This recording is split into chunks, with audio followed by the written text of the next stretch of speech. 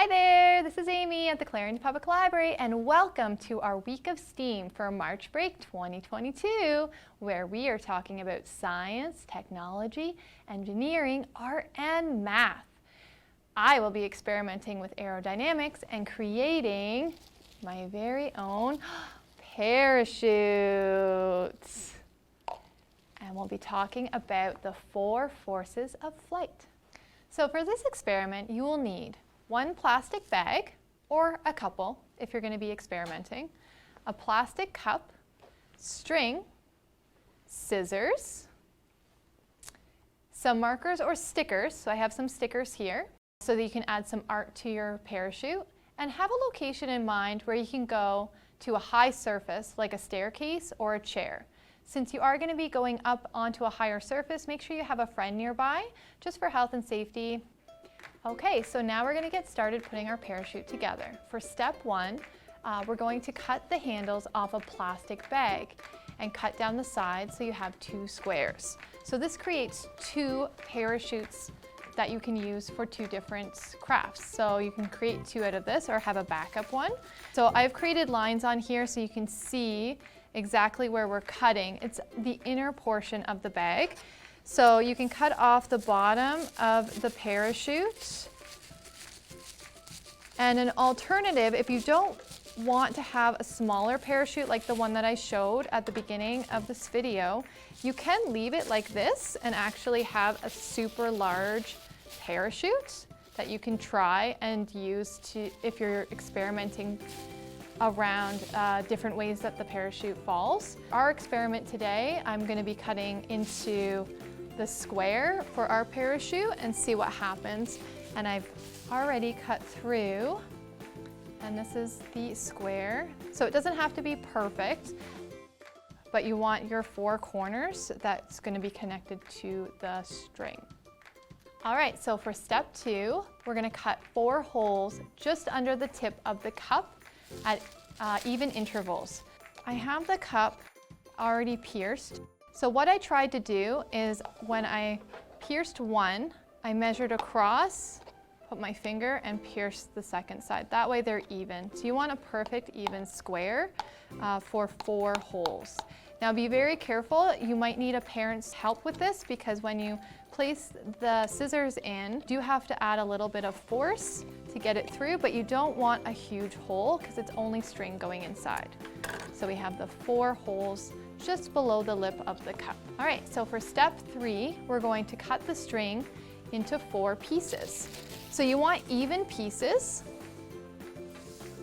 So I've used a ruler. You can use just your forearm to measure evenly if you don't have a ruler, but I've used a ruler and measured out 4 pieces of string for the size of the ruler, which is 12 inches. And we have 4 of those here.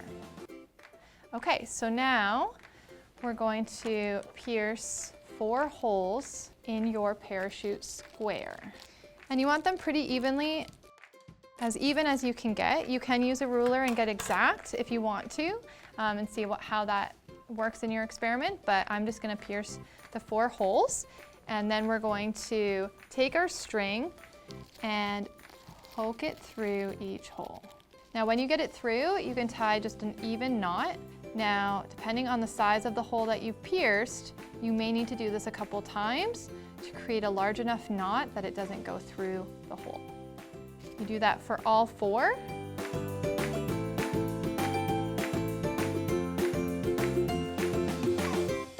You want to tie the knot at the same length around. So these ones, see, they're about the same length on the ends. So then that way you don't have any that are a bit longer on one side and a bit shorter on the other. So that should be good.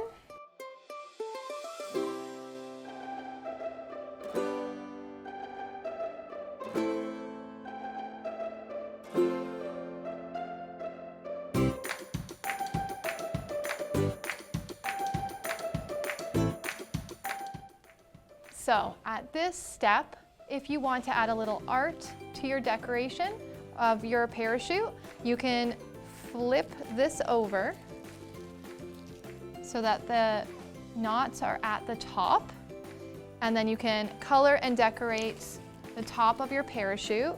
What I like to do, if you have any stretched holes where the knot was, you can place the sticker there to kind of hold it together, and it adds a little nice decoration. You can put them on each corner just to make it a little bit stronger to hold your string in. You can get some markers and write your name on it, call your parachute whatever you would like.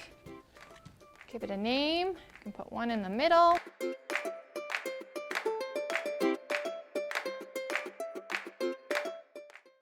All right, so for step 5, we're going to tie the string to the cup. Now, 2 important things.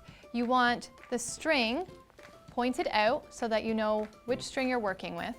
You want the cup to have the square of the holes pointed in the direction of the string. And then we're gonna carefully bring one string in, poke it through the hole, and if it's too tricky, you can use the scissors. Kind of poke it through. Then you're going to tie the string at the top, leaving as much string as you can, so you want it as close to the top as possible. Give it a little tie again, just to make sure it's tight, and place it back down, upside down, so that you know where the string goes, and then move on to the other sides.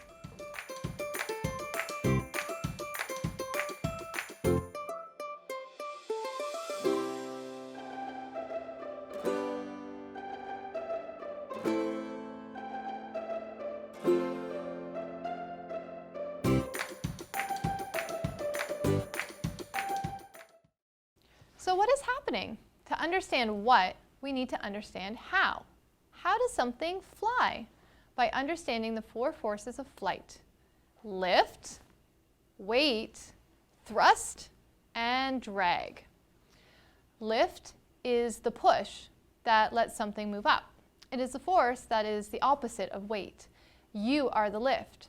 You are using your arm muscles to lift to a height off the ground. For more advanced learners, you could use air from a fan to create lift. For weight, the force comes from gravity, pulling down the objects. The weight of the cup or the person hanging underneath the parachute affects how fast the parachute falls to the ground or lifts into the air. Thrust is the force that makes something go fast in a certain direction. And drag is a force that tries to slow something down. Most round surfaces have less drag than flat ones. Narrow surfaces usually have less drag than wide ones. The more air that hits the surface, the more drag it makes. When using a parachute, this sometimes is referred to as air resistance. So how can you make the parachute go faster or slower?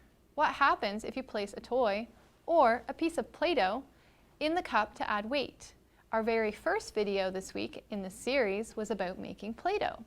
If you're following the series and have some, place a small piece in the cup and see what happens. Did your parachute crash? Did it lean? What can you adjust on the parachute that could make it fall differently? Weight will affect how fast your parachute falls, while the plastic bag affects how much drag or air resistance to counter the weight. Make a change to your parachute. Maybe punch a hole in the center of the plastic bag to allow air to pass through the middle. What happens? What if you don't use a cup, but instead attach a string to an action figure? How can you attach the string so there is even air resistance? Do you need to adjust the size of your parachute? Like when I mentioned about cutting your bag differently, you could instead have a larger parachute and see what that does if it causes it to go faster or slower. So make up a hypothesis, an educated guess, before you try again and see if you guess the right answer. If you try this experiment and want to share a video or photo of your creation, make sure to tag us at Clarington Public Library. We would love to see how it turned out. Like and subscribe to find more of our Week of STEAM this March break on YouTube.